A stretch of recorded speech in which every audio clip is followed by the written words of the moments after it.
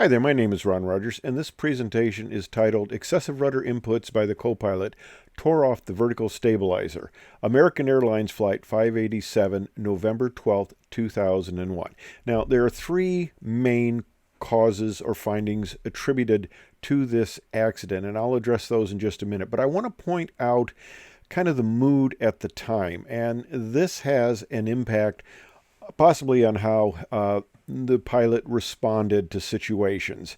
And I want to point that out because I think it may be a consideration that's been lost in the decades after this. You see, this occurred in 2001, just a year after 9/11, where terrorists had used airplanes as a weapon. And initially they thought, this aircraft went down shortly after takeoff. In fact, one terrorist group actually claimed that they had a person on board with a shoe bomb, and that turned out to be false. But there was suspicion it was a terrorist event. Well, that was fairly quickly dismissed, but there was a prevailing attitude at the time, and it dates back to some of the issues with the 737 power control unit, the rudder power control unit, where they were having jammed rudder input and rudder reversals, and we had some rather dynamic crashes of airplanes going out of control.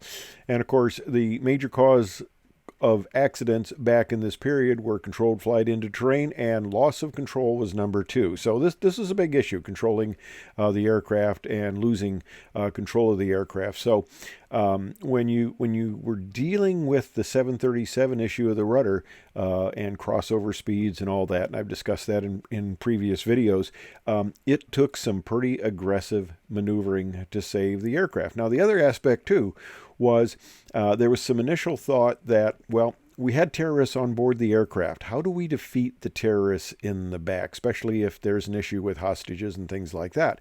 Well, there was the thought of aggressively maneuvering the aircraft to incapacitate the terrorist. And my vice chairman, Terry, flew with Boeing on a flight test that the results have been kept close to the vest. They're kind of secret on what happened, but he is the only non-Boeing test pilot who experienced this, and he had to keep it quiet with proprietary issues. But you'll see a picture of Terry here in the later presentation when I talk about in-flight upset recovery training systems that we looked at. Now, the three causes that were listed on this accident were the fact that the co-pilot used excessive rudder inputs, and he went back and forth on this.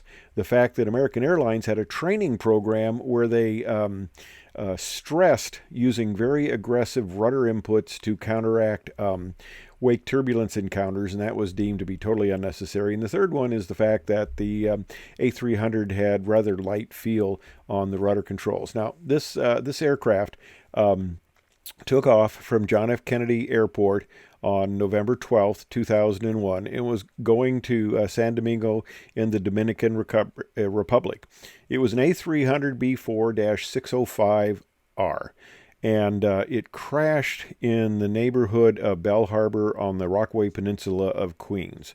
All 260 people on board the aircraft died, 251 passengers and 9 crew members, and as well as 5 people on the ground.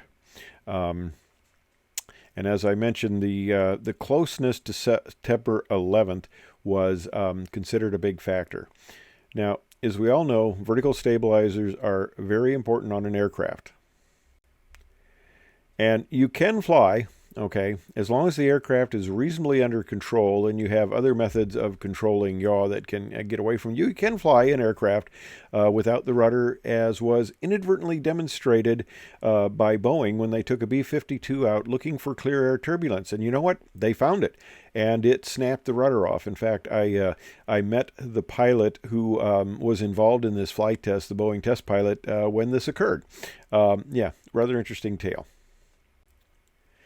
Now, this flight took off from John F. Kennedy, and in front of it was a JAL Boeing 747-400, and it took off, and the Airbus, American Airlines Airbus, was cleared for takeoff 1 minute and 40 seconds afterwards. That's a little bit close, as we all know, but they're trying to launch aircraft. Now, the co-pilot was flying, and in response to wake turbulence that they hit on takeoff, he started to aggressively move the rudder back and forth. And the rudder on these aircraft are not built to handle that sort of side load, and he ended up snapping it off. Here is a picture from a toll booth camera of the aircraft descending out of control. When the rudder came off, they entered a flat spin, and actually the force of the flat spin caused both engines to separate. A large, massive aircraft like this, especially without rudder, there is no way you'll recover from a flat spin. And of course, the rudder was recovered. And this is a picture of the crash site. Now, one of the things at the time was American Airlines training program. As I said, there was kind of a mindset to be rather aggressive in recovering the aircraft from an upset. And that could have led to some of the instructors being a little aggressive. I heard that I don't know if it's totally true, but I heard that one of the instructors involved in this program was an F4 pilot. And of course, as we all know, anybody who's flown fighters knows that the rudder is a very good tool in controlling the aircraft and actually rolling it. You can do very nice rudder rolls in fighter aircraft. Now, one thing that was interesting, at a Society of Experimental's Test Pilot Symposium, we had a get-together, and we had some test pilots, and of course, I'm fairly recently out of the Air Force, and I still knew one of the test pilots on it, Kerry, who was a very experienced F4 test pilot, and he was active on the F-16 at the time, since the F4 wasn't undergoing testing, really. So he's very familiar with the F4, and one thing that came to light. Now, fighter aircraft are very solidly built, and we always kind of considered that unless you over-G'd the aircraft or you went past the speed limits on the aircraft, you couldn't hurt it. But Kerry, who was the F4 test pilot and on the F-16 program now, said that no, you could actually put enough power into the rudder to actually bend the vertical stabilizer. And that kind of came to as a shock to a lot of us. I guess we never put that much force in the rudder or switched it back and forth to the point that we would actually bend the vertical stabilizer, but he said it was possible. And part of the test program on commercial aircraft is they have to do a dive with full rudder input up to the maneuvering speed. And that's what John Cashman, who was the chief test pilot on the 777-200 for Boeing, says, that's what they do. They feed the rudder in smoothly and do a descent. And it's a test point where you make sure that the vertical stabilizer does not bend or separate from the aircraft. But he says nowhere in that test procedure is there any function where you do rudder reversals, because you start doing that, and I'm sure you can go out in your little airplane, you start doing that, and you can see that you can get a pretty good motion going back and forth, and you can imagine that if you get aggressive on this, you can develop very high side loads, and that's exactly what happened in this case. Side loads that were so excessive that it tore the rudder off. Now, when they recovered the rudder, there were aluminum attach points and composite attach points. They found the aluminum attach points intact with the titanium bolts, and they found that the composite attach points had failed and separated. So they started to worry, well, our composite's not as strong as we thought they were. And they went back and they did some testing, and they go, no, they were as strong as we thought. That's just the point at which it failed. Now, in part of all of this, there was the thought of, we need to do some training on this. And I did the simulator training, and yeah, you're in the simulator and you're not really getting the forces. You're not really rolling upside down, although the simulator looks like it. And yeah, you can put the control in. Maybe for people who haven't been upside down, it might be good to put them in an aircraft where they can go upside down and really feel it. The Learjet was suitable for this, although it had limits that would trip off if you got exceeded too much G or bank in that. So in some respects, that wasn't the most beneficial. But you could put a yoke in the right seat of the Learjet. You could put a side stick, so you could duplicate all the standard transport aircraft and do some good evaluations. But one of the things we wanted to do was look at a wide range of aircraft for this sort of possible evaluation. And part of this, well, I got friends at NASA, and it was kind of they put together a test program for me to come and fly the F-18 there with Gordon Fullerton, a shuttle astronaut, and we were looking at using high-performance aircraft as training devices for upset recovery. Now, of course, this is the endpoint, and we did some other test profiles on this to justify the mission. But basically, you're not going to put out the money of flying an aircraft like this to teach somebody to recover. So we were looking at other options.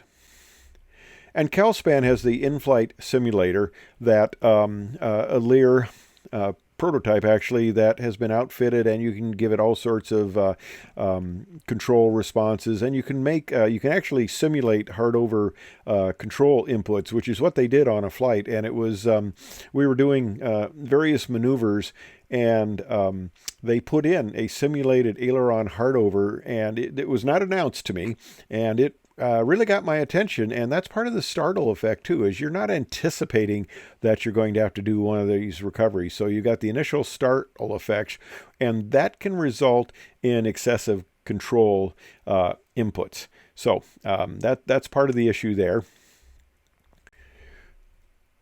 Now, the National Test Pilot School also had an airmaki, and this is the coveted backwards airmaki, where all the writing is on backwards. Now, I got the slide in backwards, and I don't even know where this slide is to redo it. And my editing skills aren't that good. Okay, it's in backwards. That's me there. And we use this. The National Test Pilot School was putting together a program to teach upset recovery training procedures in an aircraft, because you get much more simulation. Of course, the thing is, CalSpan could put a yoke on that side of the aircraft, which simulates more effectively the control system you will have for most transport aircraft, not all, as we all know. And they can also put a side stick in, so you can do Airbus too if you want. I mean, it was a very